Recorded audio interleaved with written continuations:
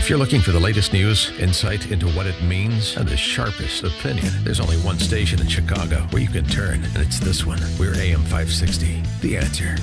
Good morning, Dan and Amy. I've got some good news, and I've got some bad news for you. Obviously, the jobs report on Friday was good news. Also this, the federal government cut 3,000 jobs in May. Federal employment has now dropped by 24,000 since President Trump took office. Now, that's 24,000 out of 2.8 million, just about. So it's an infinitesimal drop, but a drop nonetheless, baby steps here.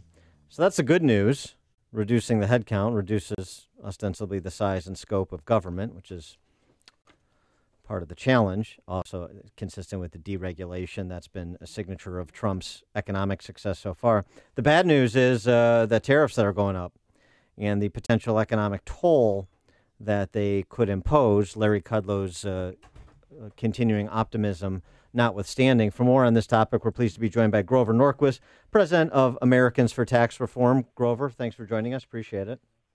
Absolutely. Good to be with you. So let's start with the jobs numbers last week and where you think this president's and his administration's economic policy is sort of globally. Well, the really good news is that when we got the business rates down, tax rates from 35, highest in the world, down to 21%, which puts us ahead of most countries in the world. It's not everything we need, but it was a very good start. I still support President Trump's drive to get to 15. That would make us one of the lowest in the world.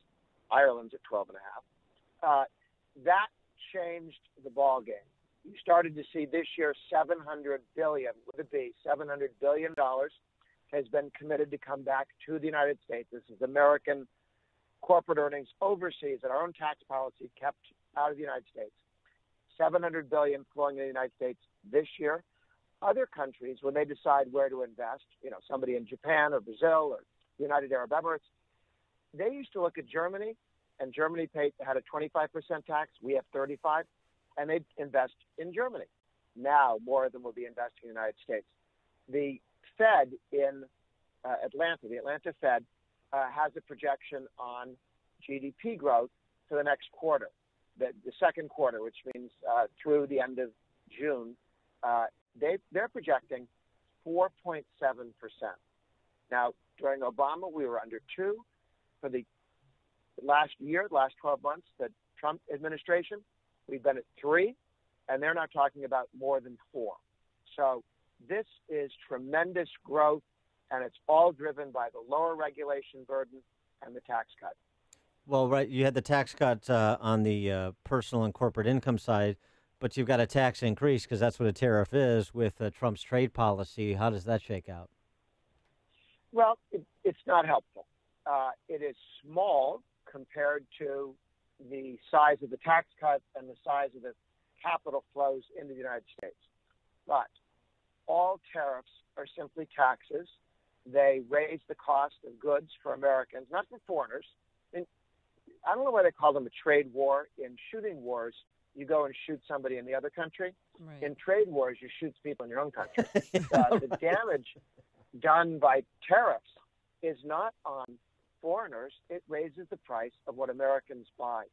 And it also hurts our exports because when we import raw material like steel or aluminum, what the challenge is that we make things out of that and then want to export them. But now we're going to have higher prices. We have a very high sugar quota. We raise the price of sugar, about double it, because of our quotas and various government programs.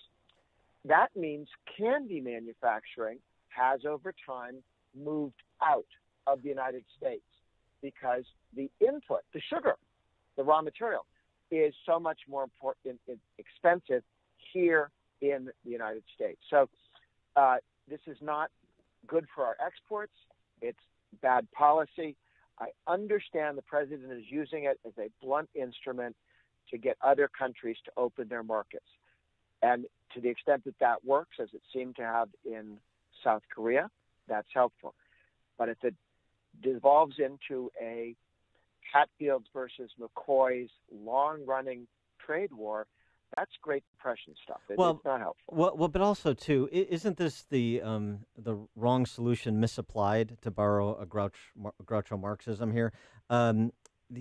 Douglas Irwin, economist from Dartmouth, over the weekend, the Wall Street Journal made the point. Look, we produce 73% of all the steel we consume. So it's not like we're out of the industry or the U.S. has lost its steel industry. The U.S. has lost steel jobs, but that's because in 1980 it took 10 worker hours to produce a ton of steel. Today it takes less than 2 worker hours, just the efficiency through technology.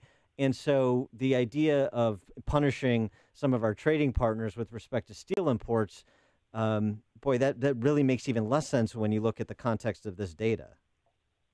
Yeah, you do have to look at how much you're producing rather than how many people you're employing. We make a great deal more food in the United States. We grow a lot more corn, wheat, rice than we ever did 100 years ago. But 100 years ago, more than half the population was on the farm. Today, it's less than 2%.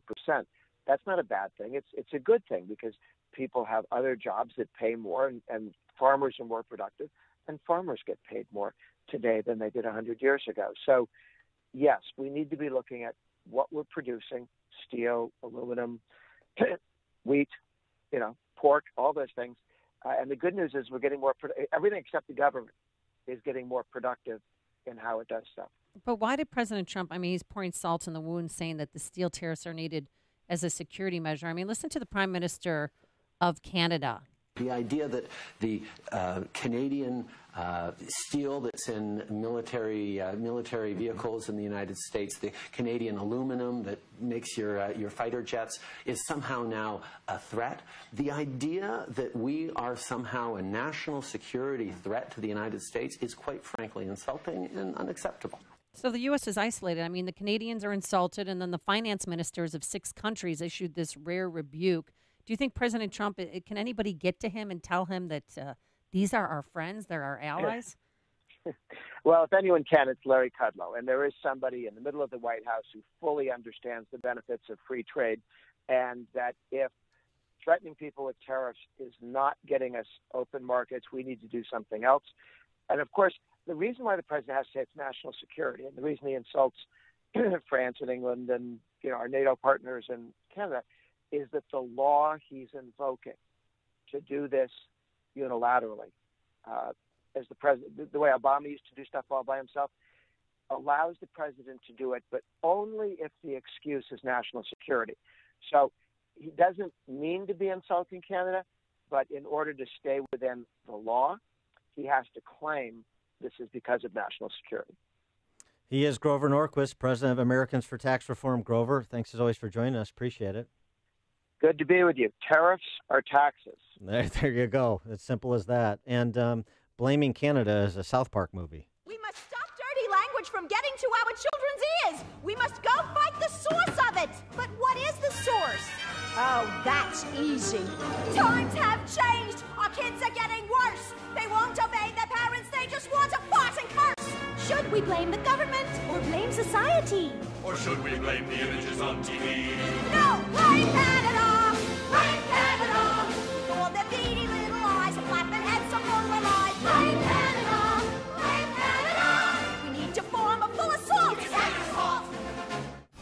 It's news, opinion, insight.